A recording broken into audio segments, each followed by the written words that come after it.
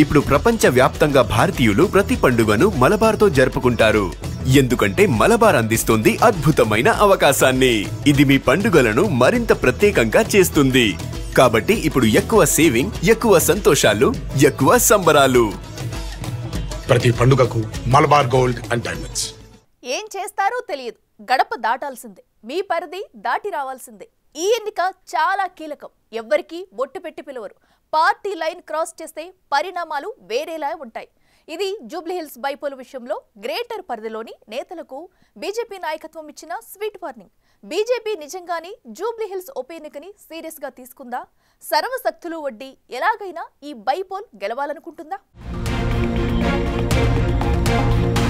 స్థానిక సంస్థల ఎన్నికలు వాయిదా పడడంతో స్టేట్ ఫోకస్ అంతా జూబ్లీహిల్స్ మీదకి మళ్లింది. ఇప్పటికే కాంగ్రెస్ అభ్యర్థి నవీన్ యాదవ్, బీఆర్ఎస్ అభ్యర్థి మాగంటి సునీత ప్రచారంలో ముందున్నారు. మరోవైపు బీజేపీ కూడా ఈ బైపోల్ ని సీరియస్ గానే తీసుకుంది. గ్రౌండ్ లెవెల్లో విస్తృతంగా ముందుకెళ్తోంది. జూబ్లీహిల్స్ లో ఉన్న 7 డివిజన్లలో పార్టీ క్యాడర్ ని బలోపేతం చేసేందుకు కేంద్ర మంత్రి కిషన్ రెడ్డి ఆధ్వర్యంలో నేతలు రెడీ అవుతున్నారు. కానీ అభ్యర్థిపై ప్రకటన ఆలస్యమవడంపై క్యాడర్ గందరగోళానికి గురవుతున్నారట. ఈ విషయంలో కార్యకర్తలు తీవ్ర అసంతృప్తితో ఉన్నారట. ఈ క్రమంలో క్యాడర్ లో నమ్మకం కలిగించేందుకు, అసంతృప్త జ్వాలల్ని చల్లార్చేందుకు గ్రేటర్ పరిధిలోని 8 జిల్లాల కీలక సమావేశాన్ని బీజేపీ అధ్యక్షుడు రామచంద్రరావు ఏర్పాటు చేశారు. ఈ సమావేశానికి అతిథులుగా రాష్ట్ర బీజేపీ ఇన్ఛార్జ్ అభయ్ పాటిల్, సంస్థాగత ఇన్ఛార్జ్ చంద్రశేఖర్ తివారీ హాజరయ్యారు. 8 జిల్లాల అధ్యక్షులు, కార్పొరేటర్లు, ముఖ్య నేతలంతా సమావేశంలో ఉన్నారు.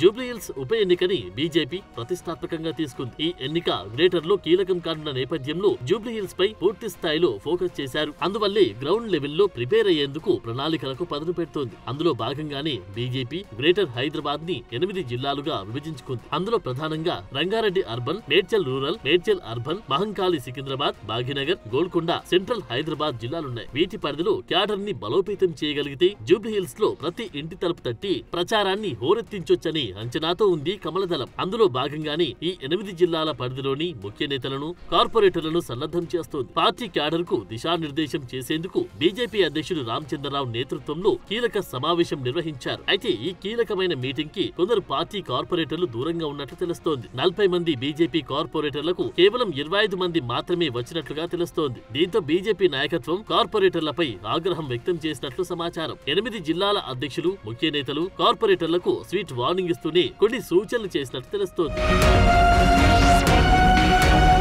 రాబోయే గ్రేటర్ హైదరాబాద్ ఎన్నికల్లో సత్తా చాటాలంటే ఈ ఎన్నిక కీలకమని భావిస్తుంది బీజేపీ. ఈ ఎన్నిక మీ ఎన్నిక అనుకుని పనిచేయాలని చెబుతున్నారు. అంతేకాదు ఎవరూ బొట్టు పెట్టి పిలవరని, జూబ్లీహిల్స్ నియోజకవర్గం పరిధిలో ప్రచారానికి సమయం ఇవ్వాలని కరాఖండిగా చెప్పేశారట. ఇప్పటి వరకు కార్పొరేటర్లు పార్టీకి చేసింది ఏమీ లేదని, ఈ ఉప ఎన్నికనైనా సీరియస్ గా తీసుకుని కాస్త సమయం ఇవ్వాలని కోరారట. కార్పొరేటర్లు, ముఖ్య నేతలు తమ పరిధి దాటి రావాలని, జూబ్లీహిల్స్ బైపోల్ కోసం కష్టపడి పనిచేసి సత్తా చాటాలని చెప్పారట. గడప దాటి జూబ్లీహిల్స్ గ్రౌండ్ లోకి దిగకపోతే భవిష్యత్తులో పరిణామాలు మరోలా ఉంటాయనే వార్నింగ్లు కూడా ఇచ్చారనే టాక్ వినిపిస్తోంది. దీంతో సమావేశం తర్వాత కార్పొరేటర్లంతా నిరాశ, అసంతృప్తి, అసహనంతో వెళ్లారనే టాక్ నడుస్తోంది.